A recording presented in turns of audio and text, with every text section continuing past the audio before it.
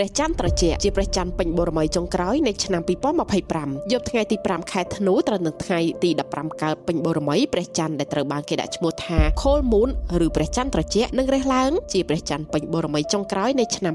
2025ហើយជាព្រះច័ន្ទដែលបង្ហាញថារដូវរងាបានមកដល់ហើយព្រះច័ន្ទនៅថ្ងៃនោះនឹងមានពន្លឺភ្លឺជាងនិងច្បាស់ជាងធម្មតាមិនមែនដោយសារតែវាជាព្រះច័ន្ទធំនៅពេលនេះទេប៉ុន្តែដោយសារតែខ្យល់រដូវរងាមានភាពស្រស់ស្រាយស្ងួតនិងមេឃស្រឡះច្បាស់ល្អឈ្មោះព្រះច័ន្ទត្រជាក់មកពីប្រតិទិនរដូវរងាប្រពៃណីរបស់ជនជាតិដើមអាមេរិកនិងអឺរ៉ុបដើមវាបានសម្គាល់រដូវកាលដែលសីតុណ្ហភាពធ្លាក់ចុះមកដល់យប់កាន់តែវែងជាងពេលថ្ងៃនិងជាពេលដែលក្រុមគ្រួសារបានប្រមូលផ្ដុំគ្នាអាំងភ្លើងដើម្បីភាពកក់ក្ដៅប្រសិនបើអ្នកបោះជំហានចេញទៅខាងក្រៅបន្ទាប់ពីថ្ងៃលិចហើយមើលទៅជើងមេឃខាងកើតអ្នកនឹងឃើញព្រះច័ន្ទពេញវងរះទាបនិងមានពណ៌មាសមុនពេលវាឡើងខ្ពស់ហើយប្រែជាពណ៌សភ្លឺជាមួយនឹងបរិយាកាសរដូវរងាយប់ថ្ងៃ15កើតគឺជាយប់ដ៏ល្អបំផុតមួយនៃចុងឆ្នាំនេះដើម្បីគយគន់ផ្ទៃព្រះច័ន្ទជាមួយនឹងរណ្ដៅនិងស្រមោលដែលអាចមើលឃើញដោយភ្នែកទទេដូច្នេះប្រសិនបើមេឃស្រឡះនៅកន្លែងដែលអ្នករស់នៅសូមចំណាយពេលមួយភ្លែតដើម្បីមើលទៅលើព្រះច័ន្ទពេញវងត្រជាក់ចុងក្រោយនៃឆ្នាំនេះកំពុងបំភ្លឺយប់រដូវរងា